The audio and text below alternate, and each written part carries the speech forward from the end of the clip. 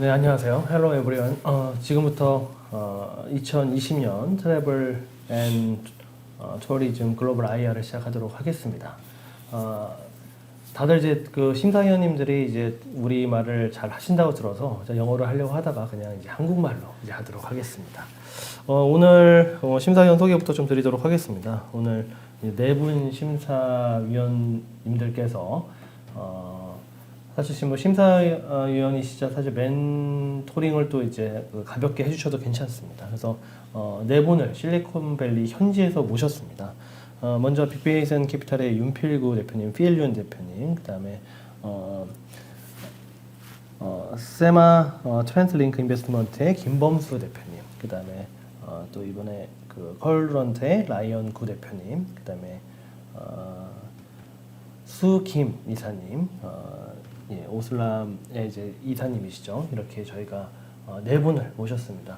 뭐 한국은 굉장히 이른 시간이지만은 이제 실리콘밸리, 샌프란시스코 쪽은 현재 지금 이제 저녁 시간이죠. 늦은 시간에 아주 감사드립니다. 오늘 소개를 좀 드리겠습니다. 오늘 저희가 이 프로그램은 그 10개의 이제 관광 엑셀러레이터로서 이제 그 10개의 스타트업을 저희가 양성을 했고, 그 중에 이제 글로벌향, 이제 해외 진출이 가능한 또 나름대로 또 글로벌 비즈니스를 이미 준비가 된 3개의 팀을 엄선해서 준비를 했습니다. 그래서 첫 번째 발표할 팀이 이제 글린 미디어 그룹이고요. 두 번째 발표할 팀은 워커버 커리어, 세 번째 발표할 팀이 오픈 부스입니다. 그래서 이 3개의 팀 소개를 먼저 간략히 드리자면은 글린 미디어 그룹은 이미 미국 뉴욕에 타임스퀘어에 매주 글린 미디어의 광고가 올라오고 있습니다. 이 K-팝 이 관광 스타트업으로서 우리나라 최대, 사실 뭐 전 세계 최대 K-팝 투표 플랫폼을 운영한다 해도 과언이 아닌데요. 상당히 주목받고 있는 스타트업이고요. 사실 뭐 지금 사실 A 라운드가 거의 지금 이제 막바지입니다. 두 번째 스타트업은 워커버 코리아고요. 그 워커버 코리아의 그 양성철 대표님도 캐나다에서 우리나라 최초로 스키 데몬스트레이터 레벨 4를 취득하시면서 우리나라 이제 스키계 거의 전설이신데, 이번에 이런 스키어와 그 코치를 매칭해주는 플랫폼으로서 창업을 하셨고 상당히 주목을 또 받고 있습니다. 마지막 오픈부스입니다. 오픈부스도 지금 이미 미국 진출을 했다 해도 과언이 아닙니다. 오픈부스도 현재 지금 뉴욕 주립대 또 월드뱅크, 사실 월드뱅크에서 하고 있는 제 3세계의 스타트업 엑셀러레이팅 프로그램이 있는데, 그쪽에 이제 온라인 그 강의 및 멘토링 플랫폼을 이미 제공을 했습니다. 현재 전 글로벌 이야기 서비스를 제공하고 있습니다. 그래서 보신 것처럼 이제 3개 업체 모두 이제 글로벌향 준비가 되어 있는 업체 스타트업들을 이제 저희가 오늘 모시게 되었습니다. 3개 기업 모두 지금 CNT테크가 이미 투자를 했고요. 글린미디어는 CNT테크가 투자한 이후에 이미 팁스도 선정되어서 수행 중이라고 말씀드릴 수 있습니다. 네, 먼저 글린미디어 윤호기 대표를 모셔보도록 하겠습니다. 네, 안녕하세요. 네, 안녕하세요. 원래 제가 영어로 하려고 그러다가 그 심사위원님들이 이제 다 우리말이 가능하신데 굳이 영어를 하면은 제가 너무 쑥스러울 것 같아서 그냥 한글로 했습니다. 근데 대표님께서는 또 버클리에서 또 음악을 전공하셨고 영어가 더 편하신 걸로 제가 알고 있거든요. 영어로 발표하셔도 됩니다. 이미 또 발표자들 다 영어이기 때문에요. 준비되셨죠? 네네. 바로 시작하도록 하겠습니다. 알겠습니다. 네, hello everyone. 저는 글린미디어 그룹의 대표 윤혹이라고 합니다. 만나서 반갑습니다. So, our company has a fandom platform, so we start from fandom to entertainment. So our vision is make a #1 content platform through K-pop over the world.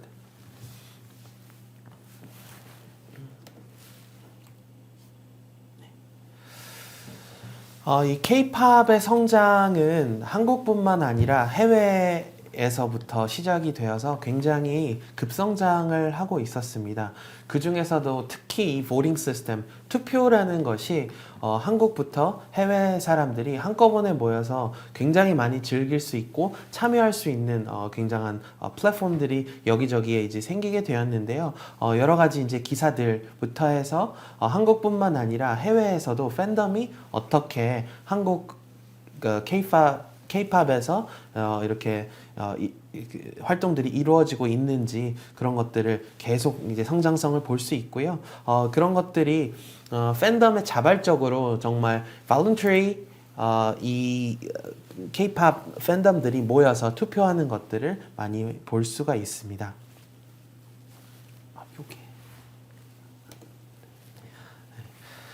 So, okay, K-pop system is truly different from any other world. So it's like in K-pop, really heart of the K-pop is the music program.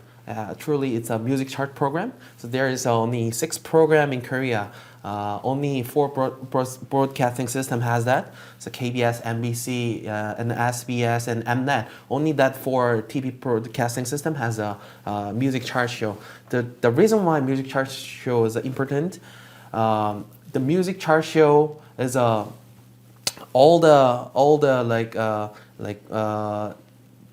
streamings and all the like YouTubes and everything, they just combine together and they make in chart. So all of the world, like all the K-pop artists, they has to come into that system. And 그리고 이제 이 뮤직 차트 쇼 안에 모든 그 K-pop 아티스트들이 다 이제 participating 할 수밖에 없는 이유는 이들이 그 컴백을 하거나 그들이 처음에 데뷔를 하거나 이런 것들이 다 이 뮤직 차트 프로그램으로만 할 수가 있습니다. 이게 한국에만 있는 정말 타이트한 시스템이기 때문에 이 시스템과 적용을 해서 저희가 이제 voting 시스템을 좀 구축을 하면 굉장히 사람들을 빠르게 소통하고 많은 사람들을 모을 수 있을 거라고 생각했고요. And we are the only one voting system connected to the like music chart show. Until now. 그래서 저희는 SBS MTV 더 쇼라는 거랑 시작을 했고요. 그렇게 시작한 이유는 MTV 네트워크가 있기 때문에 바이아컴을 기세로 한 MTV 네트워크가 시작을 해서 저희는 이제 한국뿐만 아니라 해외로도 매주 화요일 날 생방송이 진행이 됩니다. 그것을 통해서 저희가 보링하는 것이 조금 더 원활하게 가는 것을 볼 수 있고요. 구글 트렌드만 보더라도 저희 이제 스타플레이가 이제 이 파란색인데요. 이 파란색 검색량을 보시면 알 수 있듯이 다른 이 비슷한 투표 플랫폼보다는 월등하게 높은 수치를 가지고 있습니다. So we launch this Star Play in 145 countries, even in America and Indonesia, India, and everywhere in the world. And weekly live services through MTV Network in 21 countries. We doing the live streaming through TV. 그리고 저희가 이 안에서 유저들이 지금 벌써 이제 310만 명이 넘었습니다. 사실 이 장표를 저희가 만들 때만 해도 300만 명이었는데 지금 이제 오늘 오전 기준으로 확인을 해보니 이제 318만 명 정도 돼서 굉장히 빠르게 성장한 플랫폼이고요. 저희가 사실 이 플랫폼을 런칭한 지 1년 반 정도밖에 안 됐습니다. 물론 이전에 MVP 버전이 있었지만 그 MVP 버전 이후에 저희가 이 버전을 런칭하고서 정말 급성장해서 벌써 이제 300만 유저가 넘어서 저희가 이제 곧 400만, 500만, 1000만 유저까지 바라볼 수 있게 됐고요. 저희가 week average로는 한 5,500만 표, 그러니까 55 million average voting을 사람들이 하고 있고요. MAU는 저희가 이제 그 monthly active user인데 1.3 million 유저들이 평균적으로 average로 들어오고 있고요. Daily active user는 저희가 최고로는 2.2 million, 그러니까 22만 명인데 여기 숫자가 조금 잘못됐네요. 22만 명이 이제 데일리로 이렇게 들어와서 굉장히 많이 사람들이 사용을 하고 있습니다. 현재 그리고 저희가 매주 유저들이 다시 들어오는 재방문율이 16.9% 정도입니다. 그러니까 유저 리텐션이라고 하죠. 그래서 이 리텐션이 투표 플랫폼 치고는 굉장히 높은 편입니다. 다른 투표 플랫폼은 보통 다 이제 굉장히 낮은 거를 보일 수 있고요. 그러니까 이 재방문율이 이 투표 플랫폼 중에도 높은 이유는 저희가 이 TV 프로그램과 연동하는 것 이외에도 많은 것들을 함께 연동하고 있기 때문입니다. 저희의 이제 K-pop 마켓 밸류 체인에 대해서 좀 말씀을 드리자면요. 이미 저희는 팬덤과 그리고 브로드캐스팅 시스템, 그러니까 TV 스테이션이죠. 그리고 아티스트, 에이전시 이것들이 굉장히 원활하게 이루어지고 있습니다. 일단 팬덤들은 스타 플레이를 굉장히 신뢰하며 여기에서 활동을 하고 여기에서 투표를 하고 커뮤니티를 형성하고 이 안에서 여러 가지 행동들을 하는데요. 이제 아티스트들, 그러니까 에이전시라고 해외에서는 표현하는데 한국은 사실 회사의 개념이 굉장히 큽니다. 그래서 그 회사들이 아티스트들을 컨트롤하고 있기 때문에 그 회사와 저희와 이미 굉장히 소통을 하고 이 안에서 예를 들면 신인 아이돌이 나오거나 누가 나오거나 뭐 변경이 있을 때마다 저희한테 요청을 해서 여기 등록을 해주세요. 이렇게 이제 계속 저희와 이제 연동을 해서 얘기하면서 어떻게 보면 굉장히 시너지 효과를 내고 있고요. 그리고 브로드캐스팅 시스템도 마찬가지입니다. 저희가 많은 유저들을 지금 가지고 있기 때문에 저희가 이 보팅 시스템을 통해서 좀 더 오피셜한 이미지를 얻어서 지금까지 여기까지 왔고요. 그들에게는 저희가 이제 정확한 데이터를 제공하고 그리고 저희가 이제 해외 유저들에 대한 유입을 이 방송에도 하고 있는 이런 상황들을 지금 진행을 하고 있습니다. So that we are doing collaboration and all the making contents with all the K-pop artists. Most of the artists like EXO, like BTS, all the artists they are combining together and they're working together to our platform. Usually, whoever the K-pop artist has to take a picture, they want like a lot of money or they want like ad fee, something like that. But they doing it for free because we are already on platform. We have a lot of users and they think like our platform is the marketing tool until now. 저희의 이제 유저 데이터를 좀 보시게 되면요. 지금 이제 한국뿐만 아니라 이제 해외까지도 굉장히 많이 있는데요. 사실 한국이 한 30-40% 정도 유저가 되고요. 그 다음에 많은 게 이제 미국입니다. 미국, 인도네시아, 그리고 일본, 필리핀, 멕시코, 말레이시아, 프랑스. 그러니까 저희가 한국뿐만이 아니라 이미 해외 유저들이 굉장히 많습니다. 여기에 이제 차이나 데이터는 없는데요. 왜냐면 이제 저희가 그 중국 사람들도 굉장히 사실 그 중화권 분들도 많이 들어오지만 거의 다 VPN을 사용해서 들어옵니다. 그래서 어떤 나라인지 저희가 정확하게는 알 수 없지만 저희가 뭐 인도네시아나 미국 이런 데로 함께 좀 유입이 돼서 들어온다고 대략 추정은 할 수 있고요. 저희 중에 사실 여성 30대 구매 고객들이 굉장히 많이 들어옵니다. 이 고객들이 들어와서 실제로 이 안에서 매출의 발생을 많이 하기 때문에 구매력이 조금 더 높은 잠재적인 고객들이 많다고 이렇게 보시면 될 것 같습니다. 저희가 작년 7월에 런칭을 해서 작년 말까지는 바로 90만 명 정도 빠르게 성장을 했고요. 작년 기준으로 이제 매출이 19억 원 정도, 19억 1천만 원 정도 한화로 이렇게 왔습니다.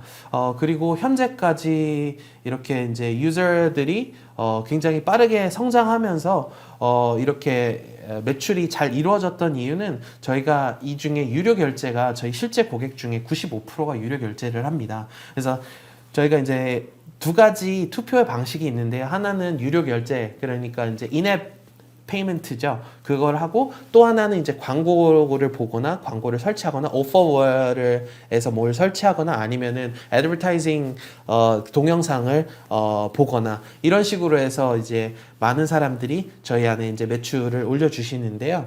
저희가 사실 실제적 기준으로 2019년 그러니까 작년에는요. 한 사람이 하루에 가장 많이 결제한 게 한화로 700만 원 정도였고요. 올해에는 1100만 원 정도 이렇게 굉장히 많은 분들이 결제하고 있고 상위 분들은 정말 이게 뭔가를 주는 것도 아니고 투표권만 주는 건데도 굉장히 많은 결제를 이루어지고 있습니다. And SBS MTV is not only broadcasting system through like a collaboration with us. We did a lot of collaboration in making contents with the SBS, NBC, and KBS also. As they are top 3 TV broadcasting system in Korea, as you know, and we are making a lot of like contents through Idol. It's not just for the voting system. We want to combine and we want to connecting together through contents and voting system. So we connected it from the beginning from our MVP version.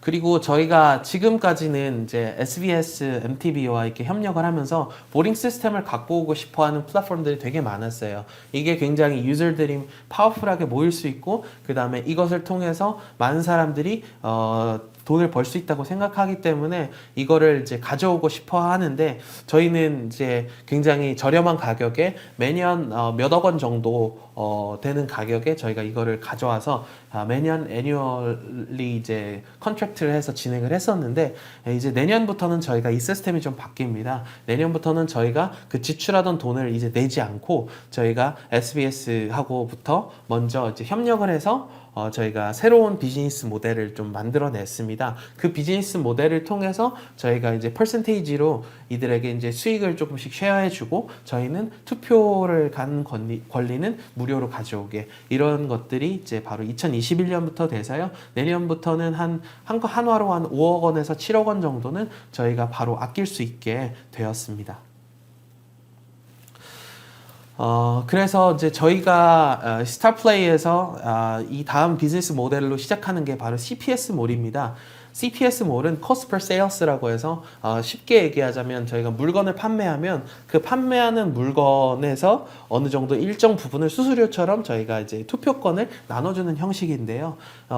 처음에는 이제 저희가 무료로만 그냥 투표권을 나눠주거나 아니면은 이거를 유료로 구매했다면 아무것도 없이 그냥 투표권만 게임처럼 구매했던 사람들이 여기에 물건을 붙여서 했을 때 더 많은 폭발력이 있을 거라고 생각했고요. 이미 저희가 팬덤들하고 굉장히 많이 친밀하게 활동들을 하고 커넥트를 하고 있기 때문에 그들의 많은 니즈들을 저희가 파악을 해서 이렇게 시작을 하게 되었습니다. 저희가 이 팬덤 굿즈나 팬덤 마켓에서 여러 가지 시장이 크다는 거는 모두가 알고 있는데요. 사실 이제 이 안에서 저희의 경쟁력은 좀 다릅니다. 뭐 왼쪽에 있는 이 회사 같은 경우는 메이크스타라는 회사 같은 경우는 크라우드 펀딩 시스템으로 K-팝 팬들과 함께 이제 굿즈를 만드는데요. 이렇게 크라우드 펀딩 시스템으로 했을 때 문제점이 뭐냐면 사실 A급 아이돌이나 A급 아티스트들이 참여하지를 않습니다. 왜냐면 이미 팬들은 A급 아티스트들이 그 크라우드 펀딩을 해서 진행을 하게 된다면 굉장히 급이 떨어진다고 생각하기 때문에 그런 것들을 많이 진행을 하지 않아서 이것보다 조금 더 팔로우를 확장하기가 어렵고요. 그리고 이제 오른쪽은 뭐 요즘 계속 핫했던 뭐 빅히트에서 만든 위버스라는 플랫폼에서 좀 말씀드리겠습니다. 위버스라는 플랫폼은 BTS의 어떻게 보면 원소스 멀티 유즈를 한 플랫폼이고요. 이 안에서 이제 BTS 관련된 컨텐츠라든지 여기에 이제 굿즈를 판매했는데 올 상반기에만 한 2,700억 원 한화로 정도의 이제 매출을 내었습니다. 이런 것들을 보면서 저희 플랫폼은 사실은 굉장히 많은 아이돌들의 팬들이 혼합되어서 들어와 있습니다. 그래서 매주 많은 아이돌들과 계속 콜라보레이션을 하기 때문에 이들 아이돌의 팬들이 이미 들어와 있고 그래서 이들의 물건들을 한꺼번에 저희가 이 안에서 판매를 하게 되면 훨씬 더 폭발력이 있을 거라고 생각을 했습니다. 저희가 그냥 물건만 판매하는 것이 아니라 아까 우리 전하성 대표님께서 말씀해 주신 대로 저희가 팁스라는 프로그램에 이제 저희가 이제 되었는데요. 선정이 되었는데요. 이 팁스 프로그램에서 저희가 하는 것은 다른 게 아니고 이제 데이터 아날리시스를 하는 겁니다. 저희가 이제 빅데이터들이 계속 모이고 있는데 이 매주 5,500만 표 정도 이상 되는 그 굉장히 이제 타이트한 데이터들이 모이고 이 데이터가 굉장히 의미 있는 데이터입니다. 유료로 구매를 해서 내가 원하는 스타에게 투표를 하는 거기 때문에 이 데이터를 통해서 저희가 어떤 것들에 이 팬들이 관심이 있는지 어떤 물건에 관심이 있는지 이런 것들은 미리 알아볼 수가 있습니다. 예를 들면 저희가 이 몰을 구성할 때 처음에 이미 저희가 해본 투표인데요. 예를 들자면 완판돌은 이렇게 해서 완전 모든 걸 판매하는 아이돌의 줄임말인데요. 완판돌이라는 투표를 했을 때 투표가 1억 표 정도 됐습니다. 그러니까 이거를 해서 어떤 뭐 뉴욕타임스퀘어 광고를 해주거나 뭐 어떤 큰 리워드를 해주는 것도 아닌데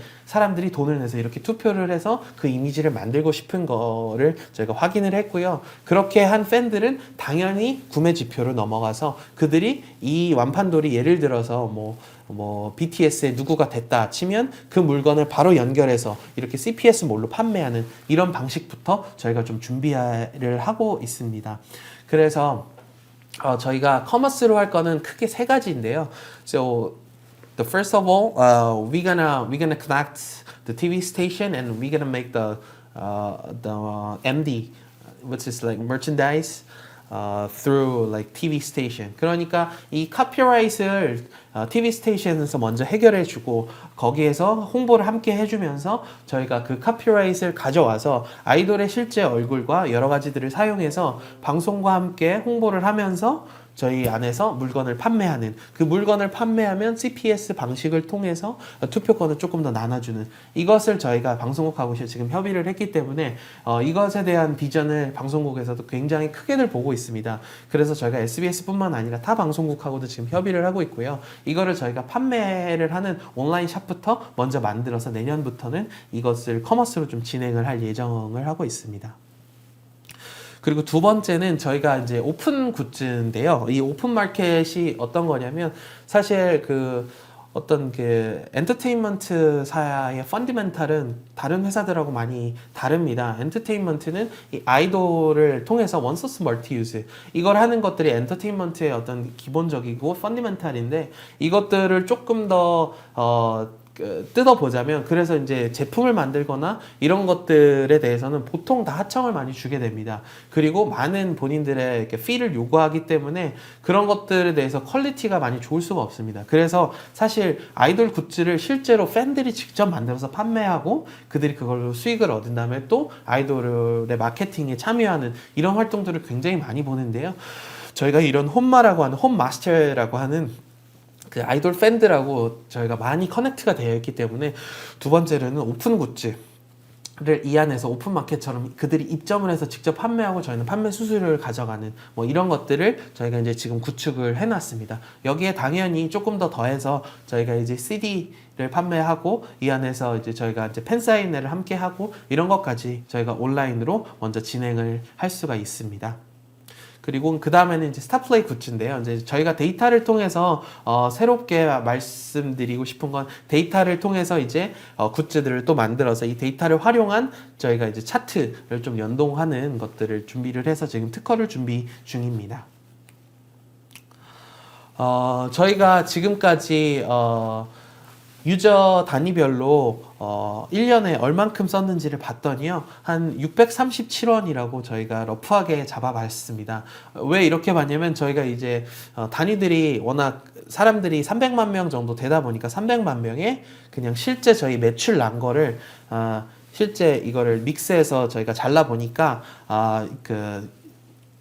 평균적으로 637원이더라고요. 물론 뭐 700만 원, 1000만 원 쓴 분도 있지만 뭐 광고만 봐서 한 뭐 200원, 300원 쓴 분들도 있다 보니까 저희가 이제 이렇게 되고 있고요. 저희가 이것을 한 지금 300만 유저에서 500만 유저 그리고 그 유저당 한 3,000원 정도 그러니까 물건 정도 하나 커피값도 안 되죠. 1년에 커피값도 안 되는 정도만 해도 저희가 원하는 매출에 굉장히 많이 달성할 수 있을 거라고 봤고요. 그렇게 했을 때 적어도 연간 매출 저희가 150억 원 정도는 달성을 할 수 있을 거라고 봤습니다. 현재 올해까지는요 한 35억 원 정도 코로나로 인해서 사실은 여러 가지 오프라인 이벤트들이 조금 줄어들어서 저희 예상보다는 살짝 적었는데요. 그래도 작년보다는 2배 정도 가깝게 성장한 정도라고 보시면 될 것 같습니다.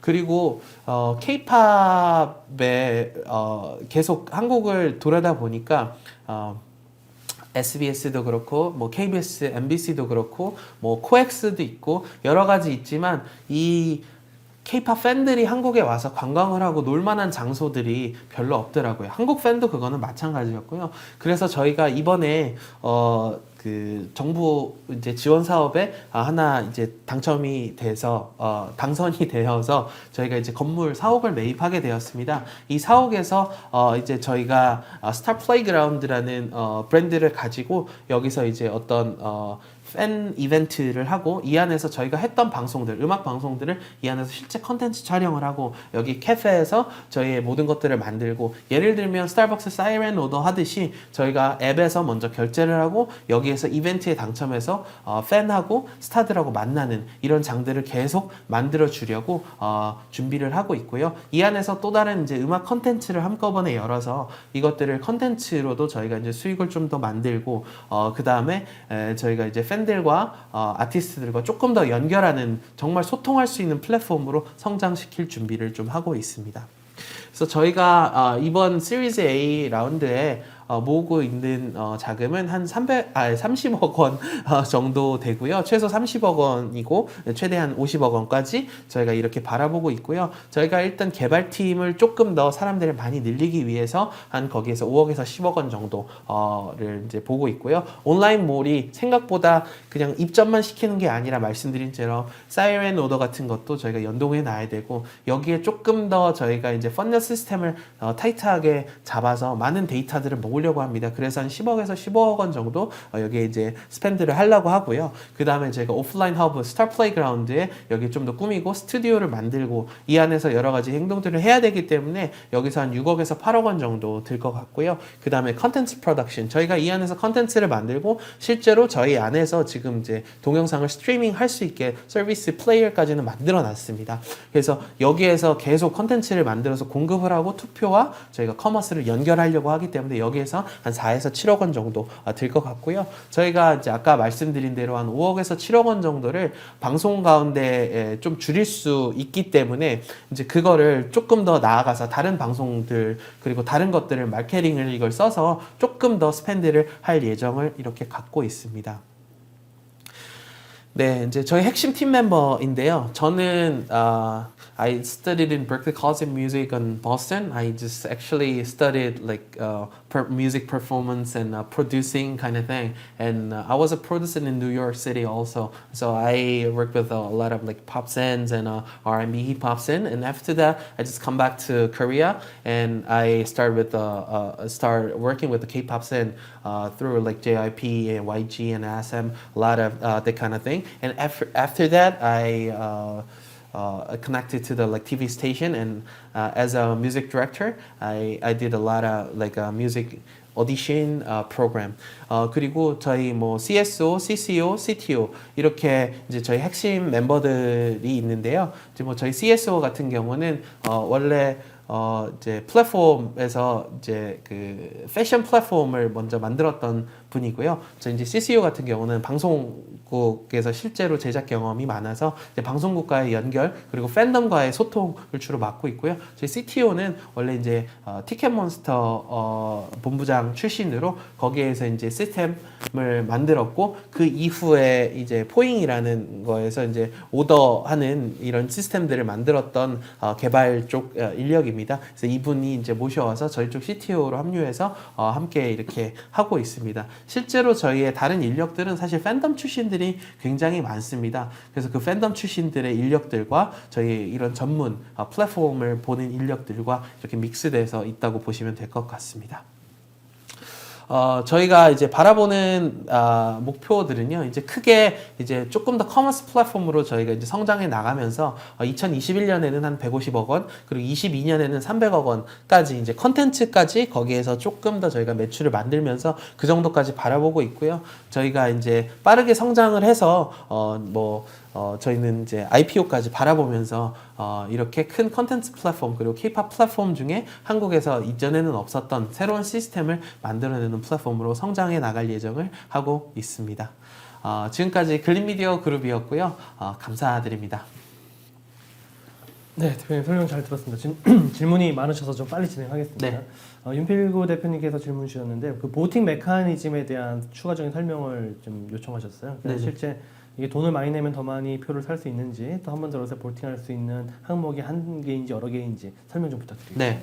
일단 저희가 보링 메커니즘 같은 경우는요, 보링이 매주 돌아가는 것들이 이제 몇 개가 됩니다. 한 개가 있는 게 아니고요. 저희가 자체 기획한 뭐 생일 투표라든지 아까 말씀드린 완판돌이라든지 그런 것부터 해서 한 주에 돌아가는 게 한 10개에서 많을 때는 20개까지도 돌아갑니다. 그리고 그 보링마다 사실 다 다른데요. 저희가 이제 제안을 해서 이제 광고 보기로만 해서 할 수 있는 투표들도 있고요. 예를 들면 방송 투표 같은 경우는 뭐 사전 투표 같은 건 무제한이고 생방 투표 같은 거는 한 명당 3표만 투표할 수 있게 뭐 이런 식으로 저희가 그 보팅마다 다 다르게 이렇게 메커니즘을 해놨고요. 저희가 그 한 기기당 제한으로 이제 해놨기 때문에 기기당 여러 개를 이제 깔아서 하는 거는 사실은 뭐 정말 해킹을 하지 않는 이상 불가능하고요. 해킹을 하면 저희는 바로 이제 그런 것들을 저희의 이제 시스템 통해서는 알 수 있어서 조금 더 공정한 투표를 많이 노력을 하고 있고요. 실제로 그래서 이제 저희 쪽으로는 이제 공정성에 대한 그거는 이제 팬들에게 많이 이렇게 인식이 이미 되어 있는 상태라고 보시면 됩니다.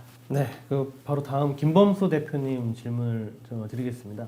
그 사용자 데이터 분석이 굉장히 중요한 사업인데 어떤 식으로 유저 데이터를 트랙하고 계신지 또 기술팀에 대해서 아까 CTO 설명을 해주시긴 했는데 이 두 가지 좀 답변 부탁드리겠습니다. 네. 먼저 저희가 보링을 할 때 받는 것이 굉장히 많습니다. 이제 이분들의 나이, 뭐 성별, 국가, 그리고 이분들이 사실 투표를 하는 거에 따라서 저희가 퍼널들을 다 설정을 해놨기 때문에 예를 들면 이렇습니다. 이제 뭐 BTS에 투표하는 사람이 뭐 더보이즈에 투표하고 여기에 투표하는 사람은 예를 들면 엑소에는 하지 않고 뭐 이런 저희 안에 사실 한 1000명 정도의 아티스트들이 등록이 되어 있는데요. 그래서 어떻게 투표하는지에 따라서 그것들을 또 이제 저희가 분류별로 해놨습니다. 예를 들면 조금 남자다운 이미지, 뭐 예를 들면 조금 여성스러운 이미지, 예를 들면 조금 더 보여주고 싶은 이미지, 뭐 이런 식으로 저희 안에서 그렇게 빅데이터를 설정해내서 한 50개 정도를 저희가 이제 카테고라이징을 해놨습니다. 그래서 그거를 통해서 저희가 이 사람들이 여기에 좋아하는 사람은 여기를 좋아한다. 예를 들면 이런 거를 알기 때문에 이거를 저희가 커머스 데이터로 만들기 위해서 이렇게 저희 안에서 내부적으로 시스템을 좀 만들어 놨고요. 그 다음에 저희가 저희 CTO는 이제 그렇게 된 출신으로 있지만 저희가 현재 지금 그 개발팀은 약 5명 정도 운영하고 있고요. 이제 내년에는 사실 개발팀 조직이 한 10명 이상으로 돼야 된다고 보고 있고요. 현재 이제 빅데이터랑 AI를 한꺼번에 같이 보고 있는 분이 한 분이 이제 이 빅데이터는 지금은 이제 만들어서 하고 있고요. 나머지 개발팀들은 사실 실제 운영하고 저희 서버 굉장히 저희가 많이 몰리기 때문에 서버단과 저희 프론트엔드 이런 식으로 해서 구성이 되어 있습니다. 네, 다음 그 윤필구 대표님 또 질문입니다. 실제 받은 금액 중에 아티스트들에게 정산해줘야 되는 금액이 있는지에 대한 질문입니다. 네, 이 투표를 통해서는 사실 아티스트들한테 정산할 건 없고요. 왜냐면 이 투표들을 통해서 저희가 그냥 투표만 받고 끝내는 게 아니라 투표를 통해 리워드를 제공해 줍니다. 예를 들면 이전에는 코로나 시대 전에는 저희가 이제 뉴욕 타임스퀘어에 계속 광고를 톰슨 라이터 빌딩에다가 저희가 이제 광고를 계속 집행을 해줬고요. 그런 것들로 인해서 이들은 사실 바라볼 수 없게 글로벌리 팬들이 본인들한테 모이기 때문에 사실 또 TV 스테이션의 또 다른 OTT 플랫폼처럼 저희가 어떤 마케팅 툴이라고 생각해서 오히려 저희와 협력을 하고 있는 상태이기 때문에 지금은 저희가 이제 따로 지불하지도 않고 지불할 필요도 없고 그리고 저희가 카피라이트는 이미 방송국과 저희를 통해서 모든 것들을 해결해서 가고 있기 때문에 오히려 그들이 사진을 보내주고 저희와 소통을 하고 협력을 하고 있는 그런 상황이라고 보시면 될 것 같습니다. 네, 다음 김범수 대표님 질문인데요. 미래 K-팝 의존도를 낮출 수 있는 아이디어가 어떤 게 있는지에 대한 질문입니다. 그래서 사실 K-팝 트렌드가 영원하지 않을 수 있다는 가정이에요. 네.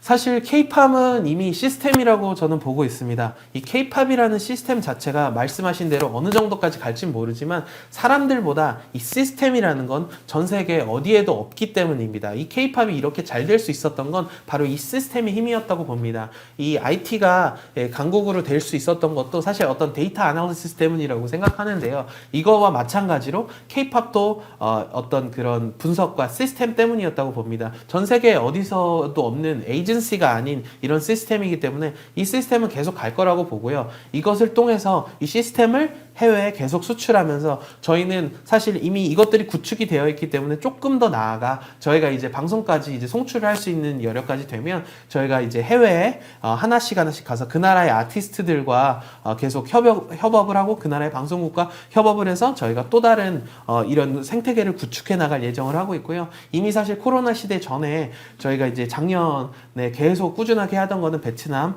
또는 인도네시아 뭐 등등의 저희가 국가에 나가서 거기에 1등 방송국들과 다 저희가 컨텐츠 계약을 맺었습니다 이미. 그래서 맺어서 그 계약들을 통해서 저희가 방송을 송출을 하면서 이 음악 차트 쇼를 또 만들면서 그들과 함께 투표 시스템을 만들고 그것을 통해서 저희가 또 그 오프라인으로까지 진출을 하고 이런 것까지 저희가 바라보고 있기 때문에 말씀하신 것처럼 저희도 K-팝이 뭐 영원할 거라고 생각하지 않습니다. 어떤 흐름의 물결에서 지금 잘 가고 있기 때문에 이것들이 조금 줄어들더라도 저희가 이 시스템을 통해서 다른 해외에서 또 다른 것들을 저희가 만들어 갈 수 있을 거라고 충분히 보고 있고 준비를 하고 있습니다.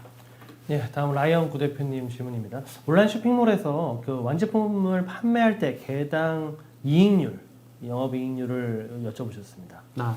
저희가 이제 완제품을 저희가 만드는 걸 판매하는 것도 있을 것 같고요. 저희가 실제 입점해서 저희는 이제 입점 수수료를 받는 플랫폼으로 가는 것도 있을 것 같은데요. 사실 뭐 완제품을 할 때 제품마다 단가가 좀 많이 달라서 그것들을 평균을 내기는 지금은 어려울 것 같고요. 그것은 판매를 해봐야 알 것 같습니다. 그리고 이제 수수료 같은 경우는 저희가 이미 이제 입점을 하려고 준비하고 있는 기업들이 많이 있는데요. 저희가 이제 보통 30% 정도를 이제 받아서 이제 시작을 하고 있습니다. 그러면 일단 수수료부터 30%면 저희가 이제 30%는 바로 이익으로 이렇게 돌릴 수 있는 마진이라고 생각합니다. 네, 수킴 이사님 질문입니다. 이 페이드 페이먼트 유저, 그러니까 과금하는 유저들이 실제 서브스크립션 모델인 구독형인지 아니면 건건이 지불하는 것인지에 대한 질문입니다. 네. 저희가 이게 두 가지가 다 있는데요.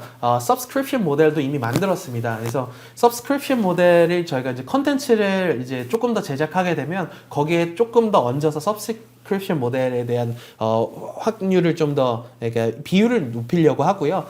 지금은 서브스크립션 모델이 한 10,000명 정도 됩니다. 그거 말고는 저희는 다 유료 결제를 그때그때 하는 고객들이 굉장히 많습니다. 네. 수킴 이사님이 연속해서 질문을 주셨는데 미국에서는 사실 BTS나 블랙핑크가 대표적으로 인기가 있는데 너무 이제 의존적인 것 같다. K-팝에 대한 어떤 장기적인 전망 어떤지에 대한 질문입니다. 네, 사실 미국에서 BTS와 블랙핑크가 굉장히 이제 팬이 많은 거는 사실입니다. 하지만 이제 미국이라는 시장 자체, 뭐 저도 미국 시장의 음악 시장에서 계속 일을 해봤지만 굉장히 단편적으로 탑 뮤지션들만 이렇게 보일 수가 있습니다. 한국도 마찬가지인데요. 사실은 그들 말고도 굉장히 인기 있는 아티스트들이 많습니다. 예를 들면 뭐 이름을 들어보셨을지도 모르겠지만 에이티즈라는 친구들도 있고요. 뭐 예를 들면 이름을 들어보셨을지 모르는 이런 친구들도 앨범을 판매하면 80만 장씩 팔립니다. 예, 이런 식으로 계속 K-팝 팬덤은 계속 이제 늘어나고 있고요. BTS와 블랙핑크 같은 경우는 정말 메이저 중에 메이저, 미국에서도 1등이니까요. 그렇게 나아가서 그 다음에 산화되는 많은 아티스트들이 이제 더 해외에서도 올라가고 있는데요. 이미 한국에서는 굉장히 많이 되어 있고요. 미국만이 이제 가장 큰 시장은 아니기 때문에 뭐 일본도 있고 중화권도 있고 뭐 동남아권도 있고 그런 시장 안에서 K-팝은 이미 어떻게 보면은 이 엔터테인먼트의 중심이 되어 있다고 보시면 될 것 같습니다.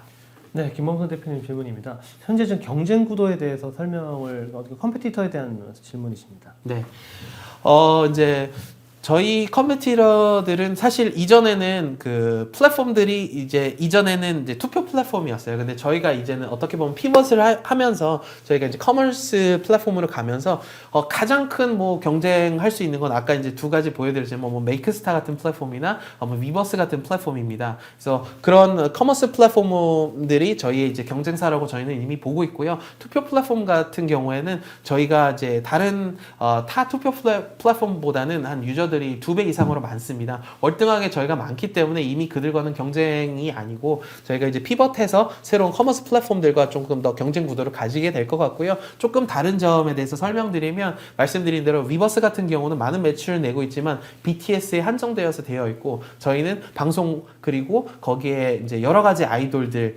심지어 BTS 팬들도 저희 안에 있고요. 그 회사에 있는 뭐 TXT부터 여러 가지 팬들도 다 저희에게 들어 있습니다. 그래서 그런 것들을 모두 다 아우르는 조금 오픈형인 플랫폼으로 저희가 간다고 보시면 될 것 같습니다. 네, 다음 김범수 대표님 질문입니다. 그 리텐션 레이쇼 이밸루에이션에 대한 질문인데요. 네. 이게 위클리 먼슬리 어떤 기준으로 리텐션을 평가하고 있는지 또 몇 주 또는 몇 달 뒤에 남은 사용자는 사실 열성 사용자가 되는 건지 어떤 이런 기준에 대한 질문입니다. 네, 저희가 일단은 그 monthly, weekly가 사실은 굉장히 그 빠르게 저희가 급성장을 하다 보니까 지표들이 매일매일 바뀔 수밖에 없습니다. 그래서 이제 이것도 기준 거의 뭐 한 3주 전 기준으로 저희가 이제 올린 지표이긴 한데요. 저희가 사실 가장 자신 있는 것들은 어떻게 보면은 기획력 그리고 저희의 맨파워입니다. 저희 아까 팬덤 맨파워라고 말씀을 드렸지만 저희가 원래 올해 초만 해도 이제 100만 명 조금 넘었고 한꺼번에 저희가 또 크게 올라간 이유가 저희가 이제 올해 5월에 이제 200만 명이 되었는데 거기서 한 80만 명이 한 달 만에 상승을 했습니다. 그렇게 된 이유가 저희가 이제 소리바다 어워즈라는 거에 투표, 글로벌 아티스트 투표로 하나를 저희가 맡아서 하면서 80만 명이 늘었는데요. 하셨던 것처럼 그런 어떤 원래 이벤트가 끝나면 한 80만 명이 쭉 빠져야 정상인데 사실은 저희는 거기서 이탈률이 있지 않았고요. 저희가 이제 그게 끝나면 동시에 저희가 기획으로 다른 투표들과 다른 컨텐츠를 계속 연동을 했기 때문에 오히려 끝난 다음에 20만 명이 더 늘어서 바로 300만 명까지 가는 그런 일들이 이제 벌어졌고요. 그래서 저희가 계속 그 monthly active user도 그렇고 daily active user도 그렇고 저희가 계속 늘어나고 있는 추세입니다. 그러니까 가장 큰 건 사실 기획력과 저희가 계속해서 이벤트를 열어가는 거라고 보시면 되는데요. 이 이벤트가 꼭 돈을 한 이벤트뿐만이 아니라 저희가 팬덤들과 소통해서 그들의 니즈를 파악하고 유저들이 정말 원하는 것들을 계속 열어주는 이런 방식으로 가고 있습니다. 네, 심사위원님들의 질문은 여기까지고 오늘 정말 좋은 질문, 정말 주옥 같은 질문 또 감사드립니다. 역시 실리콘밸리에서 날라오는 질문이 좀 묵직했어요. 맞습니다. 네, 저희 다른 대표님들 두 분이 지금 방금 떨고 계신 것 같아요. 네, 네. 노하우를 좀 잘 말씀해 주시고요. 대표님 오늘 여기까지 듣도록 하겠습니다. 네, 감사합니다. 네.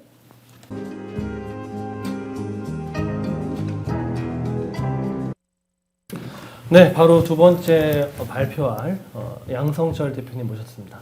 네, 안녕하세요. 네, 안녕하십니까. 앞팀 발표하는 거 들으셨죠? 네, 들었습니다. 예, 그래서 준비되셨나요? 네, 바로 들어가도록 하겠습니다. 한번 해보겠습니다. 예. 예, 안녕하세요. 저 워크어바웃 코리아의 양성철이라고 합니다. 이거 넘기는 거죠? 예. 먼저 저희 회사는요, 정보 기술을 활용해서 레저 산업을 혁신하는 회사이고요. 그 다음에 관광 인바운드 성장이랑 지역 경제 활성화를 목표로 하고 있는 회사입니다. 국내 특히 레저 시장 중 가장 가파른 하향세를 보이고 있는 저희 스키 시장인데요. 보시는 바와 같이 수도권 스키장이 온라인 정보량 추이와 수도권 외에 지역의 스키장의 온라인 추이가 큰 차이를 이렇게 보실 수가 있습니다. 그러니까 온라인 정보량이 추이가 낮음으로 신규 고객 유치가 좀 낮게 되고요. 그로 인해서 이제 재방문의 전환율 저하가 이루어지게 되고 스키장 및 스키장 지역 경제가 역성장을 하고 있습니다. 특히 요 근래 이제 스키장 쪽에 가면은 좀 주변에 렌탈샵이라든지 이런 데가 좀 많이 좀 횡하니 뭐 이런 경우들이 많이 눈으로 직접 보실 수가 있고요. 주로 또 스키장 같은 경우는 현금 거래가 주로 이루어지고요. 특히 강습 시장의 특성상 정확한 시장 파악이 되게 어렵습니다, 지금 현재. 그리고 강습 데이터가 얻기가 어렵고요. 그리고 단발성의 강습 시스템이다 보니까 정보의 비대칭으로 강습생의 선택폭이 크지가 않습니다. 그러니까 하나 예를 들면은요, 스키를 레슨을 받으러 이제 학부형과 학생이 가거나 스키 학교를 찾아가면은 그 스키 학교에서는 가장 낮은 레벨에 있는 선생님들을 매칭을 먼저 우선 시켜주는 게 그 스키스쿨에서의 그게 예의라고 하고 있거든요. 그 이유는 좀 레벨이 높으신 분들은 맨 마지막에 좀 고급 레슨이라든지 개인 레슨이라든지 이런 쪽을 많이 이렇게 매칭을 시켜주다 보니까 이제 이런 문제와 그 선생님이 무엇을 잘 가르치는지에 대한 내용들을 잘 모른 채 그냥 이렇게 그 정보에 대한 정보가 없이 이렇게 강습생이 가다 보니까 그냥 매칭 시켜주는 대로만 그냥 강습을 받게 되고 있거든요. 그래서 이러한 문제점들이 뭐 또한 뭐 골프 인구 감소세와 뭐 레저 산업 또 사설 강습 뭐 민원 증가 뭐 이런 식으로 해서 굳이 이렇게 스키장뿐만 아니라 레저 시장의 자체에 문제가 지금 현재 있다라고 저희들은 파악을 하고 있습니다. 그래서 이러한 그 레저 시장의 문제를 빅데이터 기반 전문 코칭 매칭 플랫폼에 김 코치가 저희가 리드해 나가도록 지금 준비를 하고 있고요.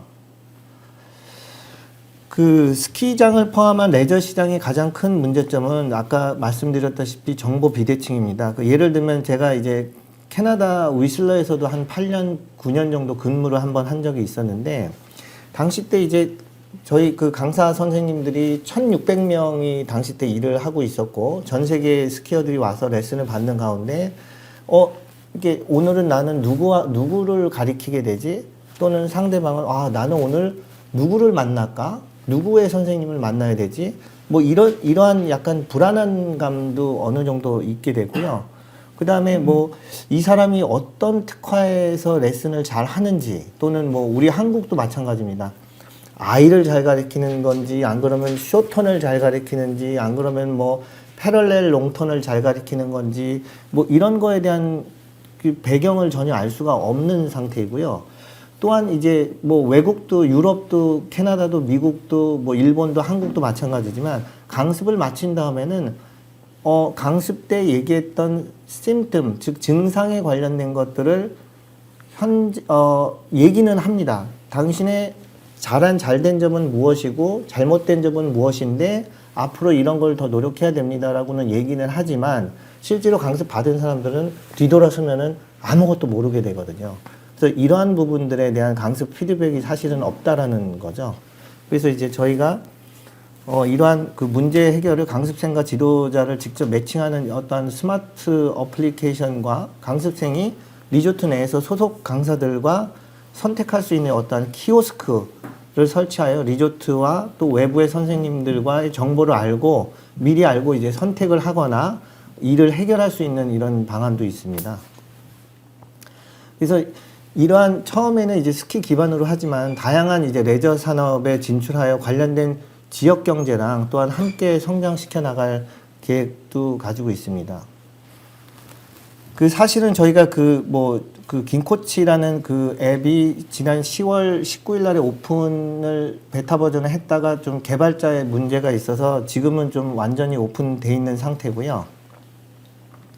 그러니까 베타 서비스에서는 강사 정보의 빅데이터를 통해서 이제 당신이 또는 내가 어떠한 적합한 강사를 이렇게 추천을 받을 수 있고 또는 선택도 제가 할 수가 있습니다.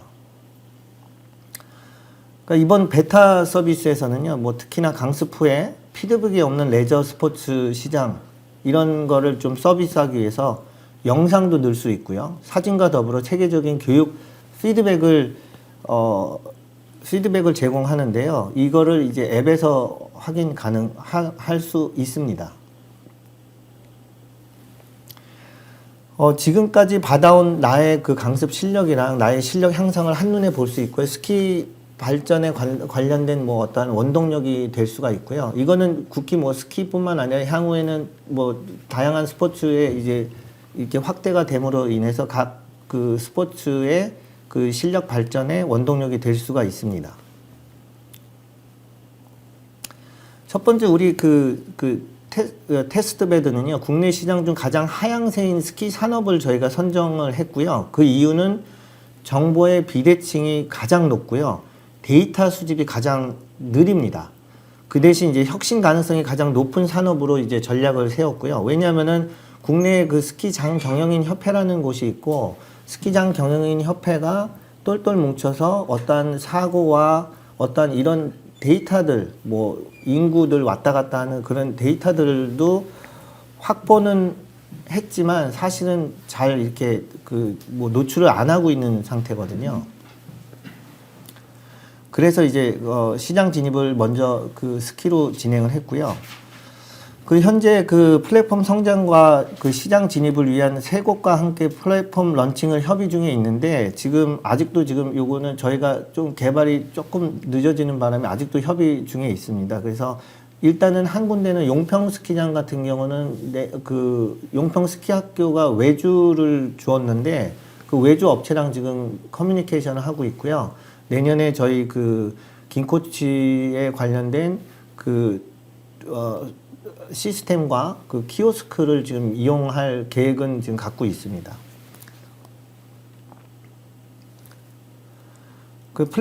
저희가 그 플랫폼 그 오픈 베타와 함께 그 시장 내 점유율을 높이기 위해서 지금 현재 대한스키 지도자연맹 유입이랑 스키장 내 키오스크 도입 관련돼서 협의 중에 있고요. 지금 국내 시장의 이 그 강습의 마켓을 좀 저희가 파악을 그 한번 해봤는데 현재는 그 스키스쿨 국내 뭐 용평, 곤지암, 뭐 하이원, 뭐 지산 이런 스키장에 있는 스키스쿨의 그 레슨의 그 밸류가 244억 정도 됩니다. 그런데 이제 여기에 속해 있지 않는 게 한국 데몬스트레이터 레슨, 그 다음에 스키장 주변의 렌탈 샵들, 그 다음에 개인 레슨, 그 다음에 크고 작은 단체 레슨이 합치면은 약 한 700억 정도 가까이 지금 예상을 하고 있습니다. 특히 우리나라는요, 그 문체부의 그 규정이 있는데 스키 학교에 보통 한 용평의 스키 학교 같은 경우는 시즌 초에 한 150에서 200명 정도 일을 하고 있는데 이 선생님 전체가 다 하이 레벨을 갖고 있는 건 아니거든요. 대부분이 다 대학생들의 체육과 대학생들을 모집을 해서 스키를 가리켜서 스키를 이 사람들이 배운 다음에 다시 초보자 강습을 하는 어떠한 그런 시스템이고 정말 레벨 높으신 분들은 불과 한 5명, 6명 정도밖에는 안 돼 있거든요. 그 이유는 이제 급여 문제 때문에 그런데요. 이 급여 문제가 그렇다 보니까 외부에 우리나라의 그 스키 스쿨에서 근무하시는 사람 말고 외부 주변에 있는 그 스키 지도자, 보드 지도자 분들이 더 유명하거나 더 잘 타시는 분들이 대거 진입을 하고 있기 때문에 대거 바깥에서 준비하고 있기 때문에 이 앱은 향후에 이제 가능하다라고 생각을 합니다. 그 국내 스키 지도자만 지금 3만 명이 조금 넘고요. 그 다음에 그 스노보드까지 하면 3만 8천 명 정도 되는데 올해 목표를 한 10%를 목표 유입을 갖고 있습니다. 그리고 보시는 바와 같이 강습생과 지도자와 리조트가 우리의 그 최고의 고객이며 그 다음에 경쟁자로서는 지금 현재 한국에서 많이 알려져 있는 숨고와 탈링 또 프로님 뭐 그 외에 뭐 여러 군데가 있습니다. 그 수익 구조로서는 그 매칭 수수료 15% 기반으로 플랫폼 내 상위 노출 및 타 포털 SNS 상품을 통해서 추가적인 수익을 지금 창출할 예정이고요. 그 향후 중고거래랑 렌탈샵 제휴 등 이런 그 구조를 통해서 단순 강습 매칭이 아니고 레저 시장의 문화를 선도해 나갈 예정이고요. 그 다음에 제가 사실 지난주에 요거를 제가 한번 보여드리겠습니다. 제가 지난주에 그 대전을 갔다 왔는데요. 그 이게 영상 보이시는지 모르겠네요. 이거를 지금 저희가 그 플랫폼 지금 개발을 어느 정도 완성이 돼 있는 상태인데 이 개발이 끝나게 되면은 향후에는 스키뿐만 아니라 모든 스포츠 지도자들이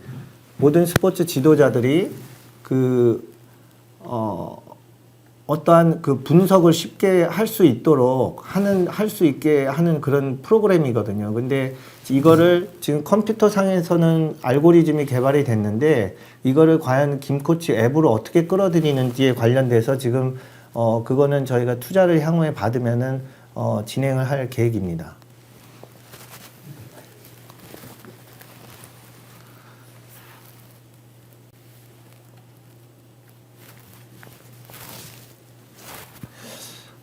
그 올겨울 그 스키 시장을 시장으로 해서 시작으로 해서 내년 봄 여름에는 이제 골프와 서핑, 스킨스쿠버 등 뭐 타 레저 산업의 진출을 목표로 하고 있고요. 그다음에 궁극적으로는 저희가 해외 레저 시장 진출까지 꿈꾸고 있습니다. 특히 얼마 전에 뭐 캐나다랑도 뭐 소통을 하고 저기 유럽이랑도 소통을 했는데 유럽 같은 경우는 지금 뭐 코로나로 인해서 뭐 스키장을 오픈하느냐 안 하느냐는 뉴스에서도 지금 계속 들리고 있지만 유럽 연합 같은 경우는 오스트리아에서 스위스로 가서 레슨을 하고 또 스위스에서 뭐 프랑스로 간다든지 아니면은 자동차로 자기네들이 이동을 해서 이렇게 레슨하는 그 구조가 되게 시장이 많이 형성이 돼 있거든요. 그래서 ISIA, 인터내셔널 스키 인스트럭터 얼라이언스라는 그런 그 협회에 소속돼 있는 사람이면은 모두 다 각 나라에서 이렇게 레슨을 할 수 있게 지금 현재 구조가 되어 있습니다. 그래서 이제 해외 시장 진출의 꿈까지는 가지고 있습니다. 저희 수익 구조는 지금 2020년도 이제 10월에 첫 예약과 함께 만들어질 예정인데요. 저희가 10월보다는 지금 예약은 지금 들어오고 있는 상황이고요. 12월 첫째 주에 어저께도 밤에 예약이 지금 들어왔고요. 그다음에 첫 번째 진출 산업으로는 스키 산업 내에서 이게 뭐 아까 말씀드린 것처럼 강습 예약 시스템 같은 강습 예약이랑 키오스크 설치 등으로 통해서 이제 예약을 해 나갈 예정입니다. 그다음에 그 기본적으로 15% 수수료를 통한 수익 모델을 가지고 있고요. 그다음에 플랫폼 내에 아까 말씀드린 뭐 상위 노출 뭐 이런 그 다양한 스키 시장의 경험을 통해서 다른 레저 산업으로 진출하여 사계절 내내 이제 수익을 만들 수 있도록 계획을 세우고 있습니다. 그러니까 워커오버 코리아는 저희 스키 전문 아카데미면서요. 그 강사진들에 대한 그 스키 지도자 자격증 소지자로서 이들의 의기투합하여 그 만들어진 그 팀이고요. 그 다음에 전문 팀인데 저희가 또 하나 이제 포텐셜 한 것 중에 하나는 그 보험에 관련된 건데요. 요즘에 그 한국에서 경기도 안 좋고 또 그러니까 스포츠를 하게 되면 이렇게 사고율이 좀 많아지는데 개인 스키 선생님이나 개인 스키 보드 선생님들이 레슨을 받고 몇십만 원을 받은 상태에서 레슨을 하다가 만약에 다쳐서 보험회사에서 지불을 강습생한테 지불을 했다라고 쳤었을 때 이 보험회사에서는 레슨 중에 다쳤구나라고 해서 지도자한테 강사한테 다시 구상권 청구라는 것을 할 수가 있거든요. 그런 사례가 종종 요즘엔 발생되고 있고요. 이런 보험회사에서의 그런 구상권 청구로 인해서 이 개인이 활동하는 지도자들이 개인으로서의 향후의 자리가 조금 어렵지 않나. 그래서 이 김코치를 통해야지만 김코치 그 회사와 워커오버 코리아의 회사와 보험회사와의 어떤 그 계약 조건 하에서의 그 플랫폼을 이끌어 나가면은 앞으로는 향후 점점 그 다양한 다른 스포츠에서도 이렇게 유입이 좀 더 확보가 되지 않나 그런 그 뭐 작은 그런 그 생각을 하고 있습니다.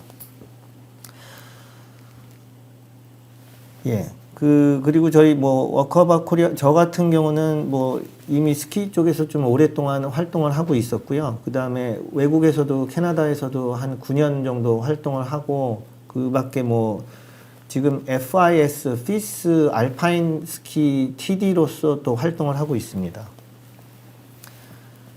예, 여기 이력 보시면은 나와 있습니다. 그리고 저희 그 팀원으로서는 황동규 팀장과 함께 지금 저희가 외주 업체 뉴플러스 대표님과 함께 이제 다수 브랜치 런칭을 지금 준비를 하고 있습니다. 네, 협력업체는 다음과 같습니다. 이상 발표를 마치도록 하겠습니다.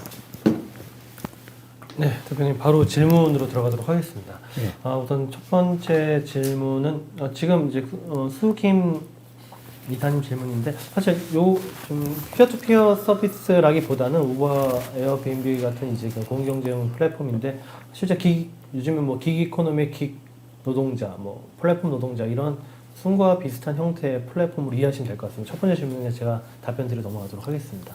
라이언쿠 대표님은 전반적으로 이제 좋을 것 같다라는 전망에 대한 의견을 주셨고요. 수킴 이사님이 이제 실제 그 해외 진출을 위해서 좀 다른 이름으로 지어 보시는 거에 대한 좀 조언을 주셨습니다. 왜냐면은 김코치잖아요. 근데 네. 외국인들이 볼 때 김치라고 보이는데요. 네, 이거는 저도 사실 그 양성철 대표님이신데 왜 양코치가 아니라 김코치로 하셨는지 그 비슷한 질문을 드렸었는데 저도 살짝 그 생각했는데 기분 나쁘실까 말씀 안 드려요. 김치로 보일 수 있습니다. 이거 네. 감안하셔야 되고요. 김범수 대표님 질문입니다. 프라이머리 타겟 마켓. 그러니까 실제 우리 첫 번째 타겟 마켓이 한국, 미국, 캐나다 중에 어디를 보시는 건지에 대한 질문인데요. 일단 네, 한국이시잖아요. 한국이죠. 네, 다음에 이제 캐나다. 예. 근데 이제 다음에 캐나다 가실 때 그 김치로 네. 보이실 수 있으니까 그거 고려하셔야 되고요. 네, 다음 질문 또 보도록 하겠습니다. 그 앱에서 사진이나 영상으로 가능하다라고 하셨는데 어떻게 이게 작용을 하는지 아까 지금 제가 보여주셨죠? 그 영상을 영상 외에 혹시 뭐 다른 형태로 보여주실 수 있는 게 있으실까요? 아까 그 영상과 앱을 지금 다운로드가 지금 가능하죠? 네, 앱은 지금 김코치라고요. 그 안드로이드 폰이랑 그 저기 어디죠? 그 iOS 예, iOS 애플 폰에서 지금 다운로드가 가능합니다. 네.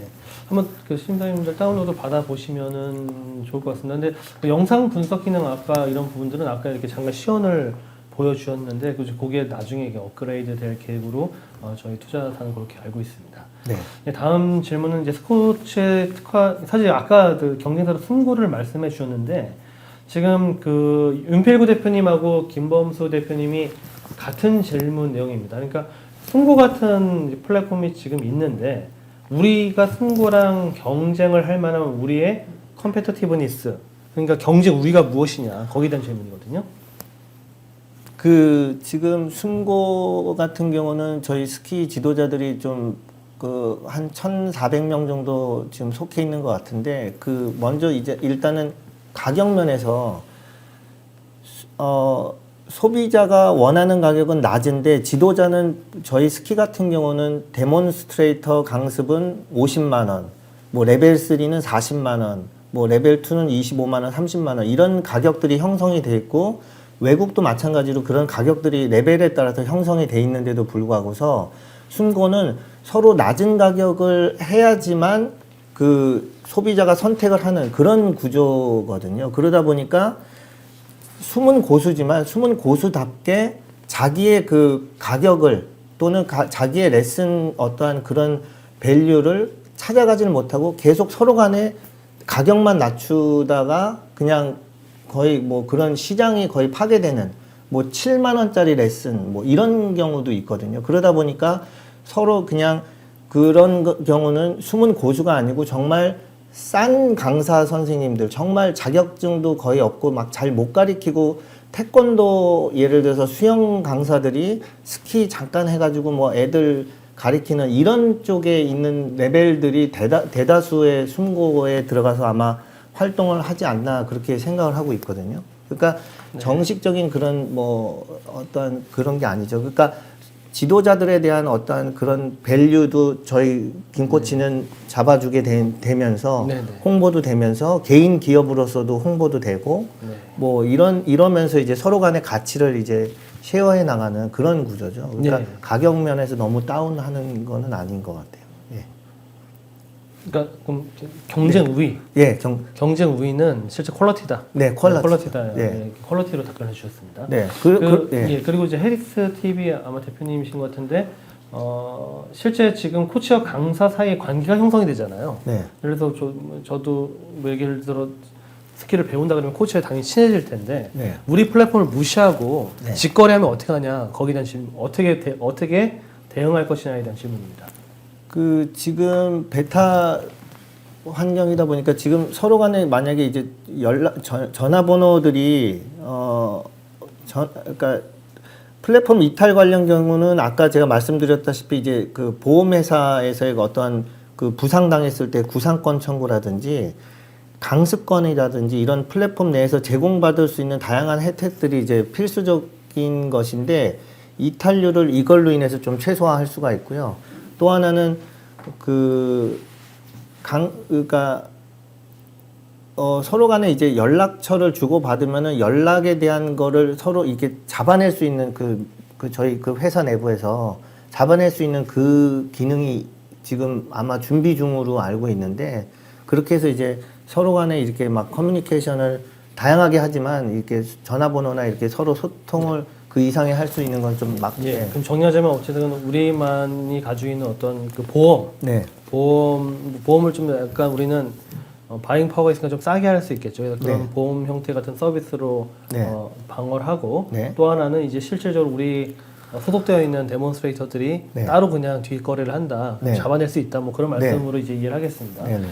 실제 그 라이언 부대표님은 사실은 뭐 조언인데요. 일단은 오히려 원포인트 레슨 형태로 네. 그래서 아까 뭐 쇼턴을 할 때 쇼턴만 이렇게 좀 집중적으로 가르친다든지 뭐 이런 형태로 커스터마이징하면 좋을 것 같다라는 의견을 주셨습니다. 네, 이렇게 네. 질문은 여기까지고요. 네. 대표님 수고 많으셨습니다. 네. 감사합니다. 감사합니다.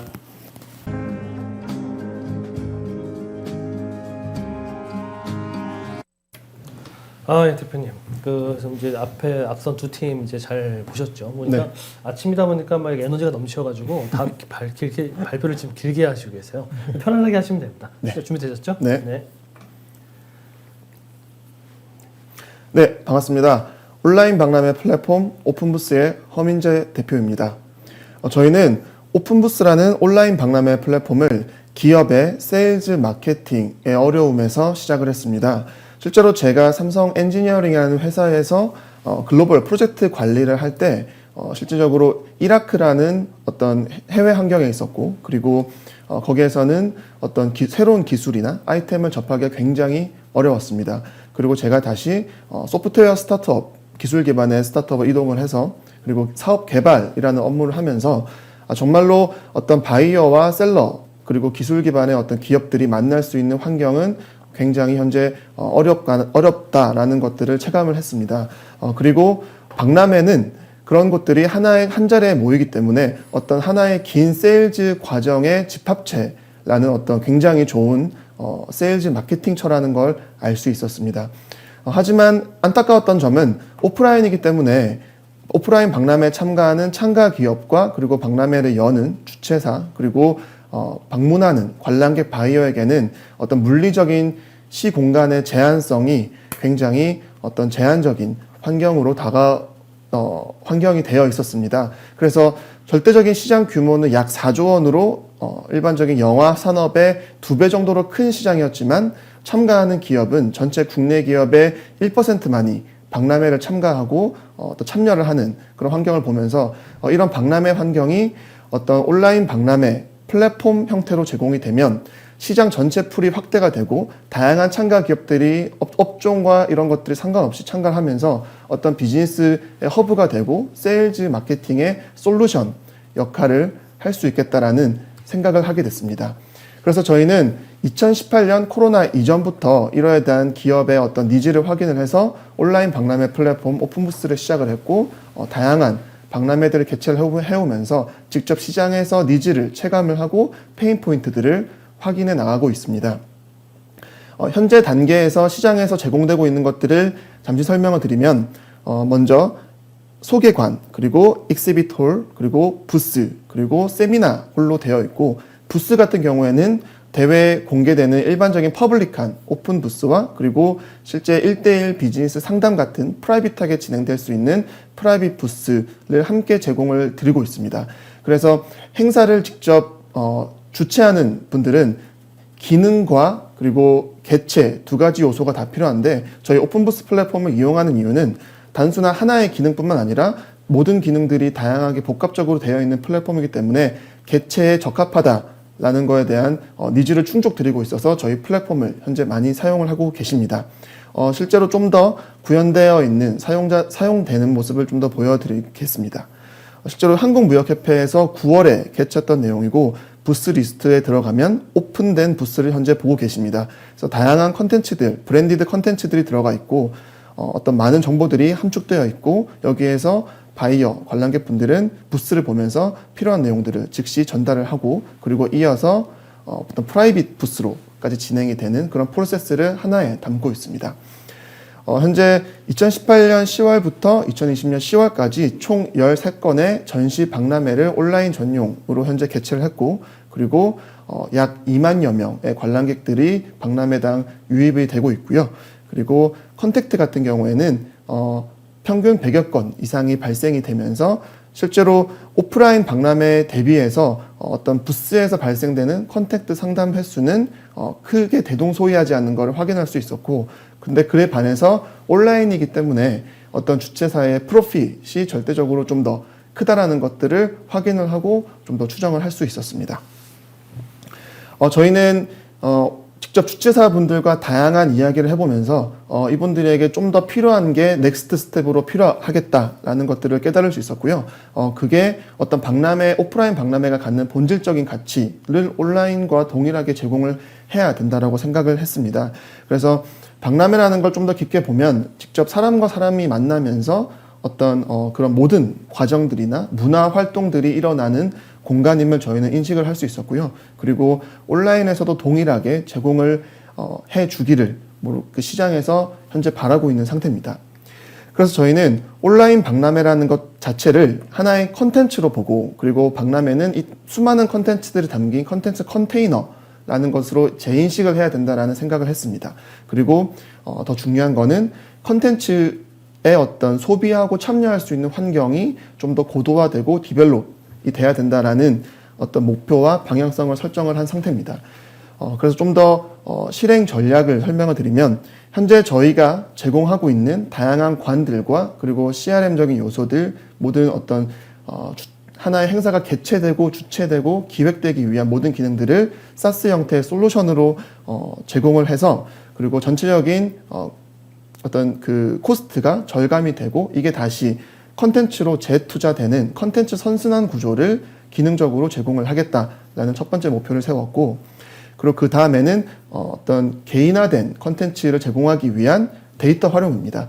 현재 저희가 개최했던 박람회 중에서 가장 많은 출품 아이템은 최대 200개까지 출품하는 기업이 계셨습니다. 그러면 하나의 부스가 200개의 아이템 컨텐츠를 가지고 있고 거기에서 어떤 스페시피케이션들이 최소 5개만 있다면 한 박람회당, 한 부스당 만여 개의 컨텐츠 데이터를 갖게 됩니다. 그리고 국내에서 평균 발생되는 박람회 참가 부스가 약 평균 150개라는 걸 산정을 하면 수많은 컨텐츠들을 바이어나 관람객들은 제한된 시간 내에서 봐야 되고 적합한 부스를 찾아내야 되는 어떤 과제가 생깁니다. 그래서 저희는 정형화된 데이터뿐만 아니라 비정형 데이터까지도 활용을 해서 결국은 어떤 박람회의 어떤 실효성 그리고 매칭률이 높아져서 결국은 실적으로 이어지는 그런 어떤 본질적인 문제를 플랫폼의 어떤 데이터 활용을 통해서 진행을 하려고 하고 있고요. 그리고 어제 저희 플랫폼에서 개최한 경기도에서 개최한 그 온라인 전시 행사에서 이런 비정형 데이터가 어느 정도 효과가 있는지에 대한 테스트 베드를 현재 진행을 하고 있습니다.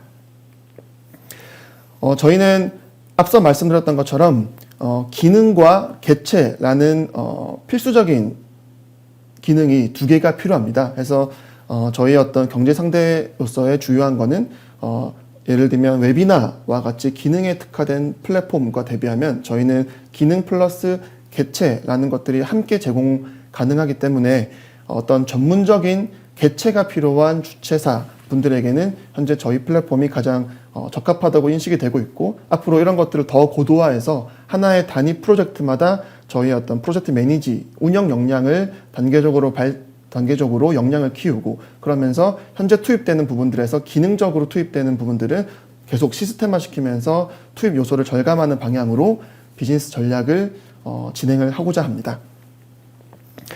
현재 국내 전시 산업 전체 시장은 한 약 4조 원입니다. 근데 현재 중요한 점은 온라인과 오프라인이 함께 해야 되는 시장 현황이 앞으로 다가오고 있고, 그리고 다양한 추정치들이 발생하고 있지만 가장 중요한 점은 온라인은 이제 필수화됐고, 이런 것들이 혼합된 하이브리드 박람회 형태와 새로운 시장이 열린다라는 점은 굉장히 저희들에게 주목하고 있는 점이고, 그리고 국내에서의 초창기 타겟을 넘어서 향후에는 글로벌 마켓까지 진출할 수 있는 역량을 쌓아가고 있습니다.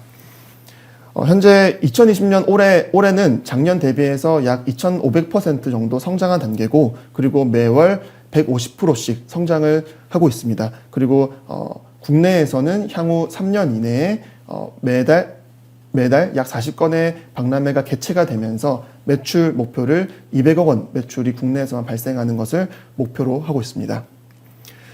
현재 저희 팀은 기술적인 전문성에 더해서 각 포지션에 있는 담당자들이 직접 관광 분야라든지 그리고 직접 전시를 참가해본 그런 경험이 있는 팀원들로 구성이 되어 있어서 실제 온라인 박람회 플랫폼이라는 기능과 개체 모든 것들에 대한 이 두 포인트에 대한 전문성이 있어야 되는 팀원으로 최적화된 팀이라고 자부할 수 있습니다. 네, 마지막으로 저희가 2018년도에 저희가 직접 개최를 하면서 여러 기업들을 만나면서 준비를 할 때 실제로 먼 지역에 있는 분들이 전화를 주셨고, 어떤 말씀이 조금 몸이 불편하신 분의 전화가 오셔서 직접 저에게 물어보셨습니다. 본인도 직접 박람회를 온라인이기 때문에 그러면 참가할 수 있느냐라고 여쭤보셨고, 제가 물론 참가할 수 있다라고 말씀을 드리면서 실제로 박람회는 어떤 분들에게는 참여하기 어려운 환경이었고, 그리고 저희가 온라인 박람회라는 문화와 어떤 새로운 기회를 만들어 드리면 좀 더 스페셜라이즈드 된 그리고 익스펜딩 가능한 시장을 만들 수 있겠다라는 생각을 했습니다.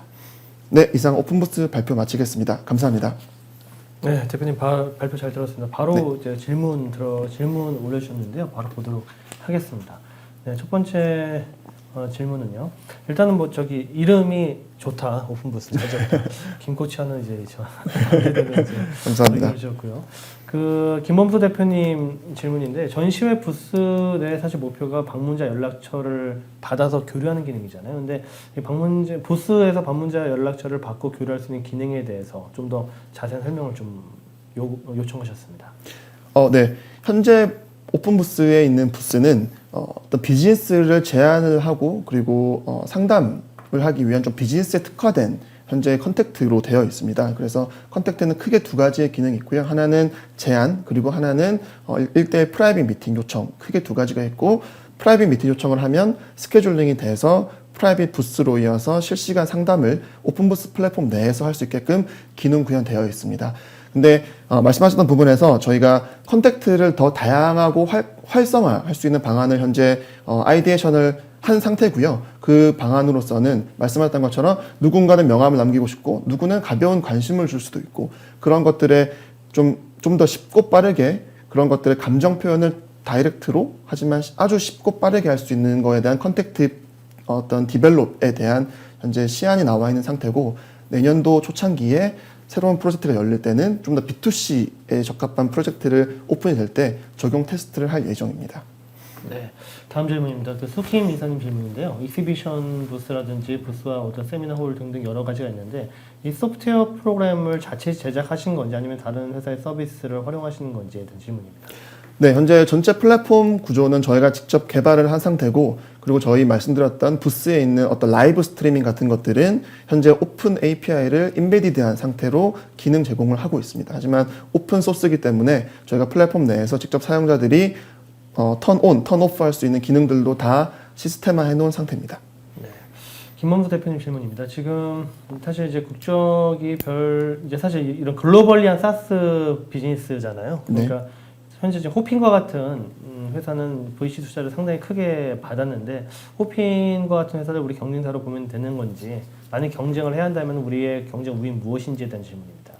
네, 아까 말씀하셨던 호핀과 같은 유사한 어떤 기능에 특화된 솔루셔너리한 플랫폼들이 있습니다. 하지만 저희가 바라보는 전시와 그리고 박람회, 즉 개체가 필요한 그리고 어떤 대형 기관의 어떤 기관장들까지의 승인이 받아야 되는 이런 비즈니스의 형태나 산업은 사실 솔루셔널이한 플랫폼으로는 현재 초창기에는 진입하기 저는 어렵다고 보고 있습니다. 그래서 저희는 그런 기능들과 그리고 개체를 위한 운영 역량이 필요하다라고 보고 있고요. 그래서 좀 쉽게 생각을 하면 저희가 현재 하고 있는 경기도에 있는 개체 주체 담당하시는 분이 직접 저희에게 준 이야기입니다. 웨비나 솔루션들이 많이 있지만 사실 이거를 개체하기 위한 전문적으로 셀렉트를 했고 이거를 저희가 전문 개체하는 곳입니다라고 하기에는 사실 준비한 게 별로 좀 더 준비가 된 필요하다라고 느꼈고 근데 그에 비하면 오픈부스는 다양한 기능들이 함께 있고 그리고 기획과 어떤 개체를 위한 브랜딩된 컨텐츠를 직접 표현할 수 있다는 점에서 개체에 더 적합한 플랫폼이다라고 피드백을 주셨기 때문에 그럼 저희도 당분간은 프로젝트 베이스에서 운영 역량을 키움과 동시에 기능 또한 시스템화시키는 거를 목표로 현재 삼고 있습니다.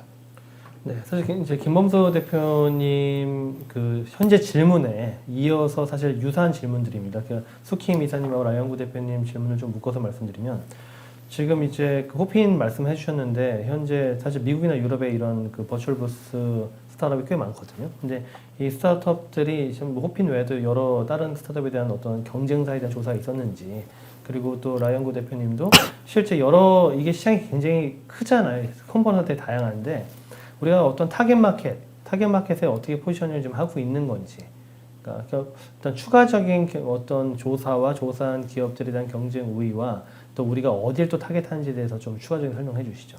네, 호핀과 유사한 어떤 플랫폼으로서는 또 저희가 초창기에는 국내를 타겟으로 하고 있기 때문에 국내에 있는 유사한 플랫폼을 보고 있고요. 근데 가장 중요한 거는 시장의 피드백이라고 생각을 합니다. 절대적으로 그분들도 다 유사한 기능 기반의 플랫폼과 그리고 저희처럼 기능과 개체가 모두 가능한 곳에 대한 비교를 하고 있는 곳에서 사실 저희를 선택하고 있는 이유는 명확하고 하지만 유사한 어떤 스타트업에 대한 시장 조사는 현재 꾸준히 하고 있는 단계입니다.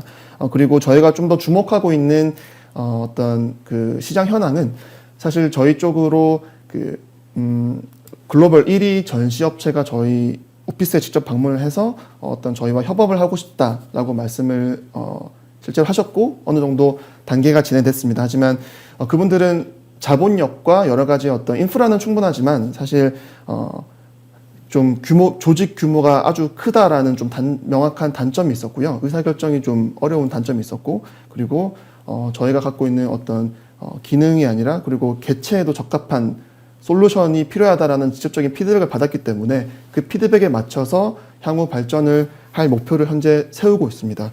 그리고 국내에서의 저의 초창기 현재 타겟은 주최사이고요. 주최사 중에서 1에서 9인 그리고 즉 직접 자체적으로 개발을 한다든지 그런 역량이 조금 어려운 그리고 하지만 오프라인 운영에 최적화된 어떤 소형 그런 주최사 분들이 전체 주최사들의 60% 정도를 차지를 하고 있습니다. 그래서 그분들과 실제로 2020년에 약 3개 프로젝트를 저희가 컨소시엄으로 해서 그분들이 입찰을 따와서 저희에게는 어떤 수익 쉐어 또는 솔루션비를 제공하는 프로젝트를 이미 진행을 했고요. 한 개 프로젝트 같은 경우는 이제 내년에 개최 준비를 하고 있습니다. 그래서 초창기는 그런 쪽에서의 어떤 소형 주최사 그리고 어떤 기관 협회에서도 어떤 오프라인에 좀 특화되어 있지만 온라인에서는 좀 개발 기능적인 어려움이나 어떤 운영에 어려움이 있는 쪽을 타겟으로 시장 플랫폼 활성화를 목표로 하고 있습니다. 네, 방금 그 주최사와 협업을 이제 하고 계신다는 이제 수킴 대표님이 그 질문을 주셨는데 답변이 됐고요. 수킴 대표님의 그 직전 질문이 이제 그럼 주최사에서 이 의사결정 담당자, 디시전 메이커가 누구냐? 마케팅 쪽이냐 아니면 뭐 다른 쪽이냐 여기에 대한 누가 디시전 메이커인가요? 네, 사실 박람회 특성에 따라 현재는 다른 것 같습니다. 예를 들면 뭐 지원 사업을 하면 지원 사업 프로그램에 주무 담당하시는 분 그리고 그분이 실질적으로 디시전 메이킹에 다다르기까지 모든 실무를 하시고요. 그리고 팀장급 정도에서 디시전 메이킹이 발생하는 걸 봤습니다. 그리고 근데 저희가 제공하는 어떤 개체 쪽에서 역량이 필요한 이유는 그분들이 모든 보고서를 다 담으셔서 결국은 예를 들면 경기도 지사님께까지도 리포팅이 되다 보니까 어떻게 더 개체스럽게 할 수 있는지에 대한 게 어떤 니즈인 거를 확인을 했었고요. 그래서 그런 의사결정까지 다 도달되는 거를 고려해서 그 실무 담당, 대리급 또는 팀장급 분들이 준비를 하시다 보니까 저희가 또 직접 커뮤니케이션 하면서 그런 분들의 니즈가 단순히 기능 솔루션뿐만 아니라 개체에 필요한 여러 가지 어떤 운영적인 솔루션들로 함께 제공하고 해소 가능한지가 가장 필요한 부분이라는 걸 저희가 확인할 수 있었습니다. 네. 다음 윤필구 대표님 질문입니다. 그 전시 참가하는 업체 입장에서 만약에 오픈 부스를 좋아하는 이유를 한두 가지만 든다면요. 예를 들어서 제가 이제 부스를 차렸어요. 오픈 부스에다. 네네. 이 오픈 부스 너무 이런 게 좋은데 그런 이유를 좀 설명해 주시죠. 네. 네, 굉장히 그 중요한 질문을 주신 것 같고요. 일단은 저희가 개최했던 박람회, 그러니까 2019년에 참가하셨던 분과 2020년에 재참가율 보면 약 30% 정도가 있습니다. 그래서 그분들이 가장 오픈부스의 온라인 박람회 그 부스를 참가하시려는 이유는 사실 업종의 특성이 있는데요. 이분 현재 가장 니즈가 크신 분들은 어떤 소비재라기보다는 무형의 지식 서비스재 분들이십니다. 그래서 이분들 같은 경우에는 비록 물론 홈페이지도 있긴 하지만 홈페이지를 지속적으로 리뉴얼하면서 마케팅까지 해야 하는 그런 현재 굉장히 어떤 어려움이 있는 상태고요. 하지만 저희 부스는 어떤 브랜디드된 컨텐츠를 잘 알릴 수 있기 때문에 홈페이지 못지않은 어떤 전달력이 있다라는 거에 대한 이야기가 있으시고요. 그리고 어떤 고객 발굴과 어떤 CRM까지는 아직은 아니지만 홈페이지와 동일한 어떤 기능들을 가지고 있기 때문에 그리고 더 중요한 거는 사실 홈페이지는 굉장히 모든 정보들이 다 담겨 있지만 이 모든 정보들을 바이어라는 한 분에게 다 전달하기에는 굉장히 어려움이 많다. 하지만 오픈부스에 있는 부스에는 가장 주력되는 정보 그리고 주력되는 정보가 타겟팅돼서 전달되기 때문에 오픈부스의 부스가 가장 의미가 있다라고 말씀을 주십니다. 하지만 이분들은 오픈부스의 부스가 멋지고 기능이 아주 잘 되어 있기 때문에 선택했다기보다는 아까 말씀드렸던 것처럼 박람회는 하나의 컨텐츠이기 때문에 이 기획이 잘 된 컨텐츠에 있는 부스로 참가해서 가장 집중도 있는 세일즈와 마케팅을 할 수 있다는 게 사실 가장 선택하는 포인트로 작용이 되고 있습니다. 네, 대표님 질문은 여기까지 좀 듣도록 하겠습니다. 네. 우리 질문 주신 오늘 네 분 심사위원님들 또 투자자님들 질문 감사드리고요. 사실 오늘 세계 스타트업 모두 이제 저희가 초기 투자를 했고 저는 개인적으로는 적어도 2개 이상 회사는 시리즈 A 무난하게 도달하지 않을까 그런 기대를 하고 있습니다. 네, 대표님 수고 많으셨고요. 네, 오늘 생각보다 좀 길어졌습니다. 근데 마지막까지도 좀 열정적으로 질문해 주셔서 감사드리고요. 오늘 방송은 여기서 마치도록 하겠습니다. 네, 감사합니다.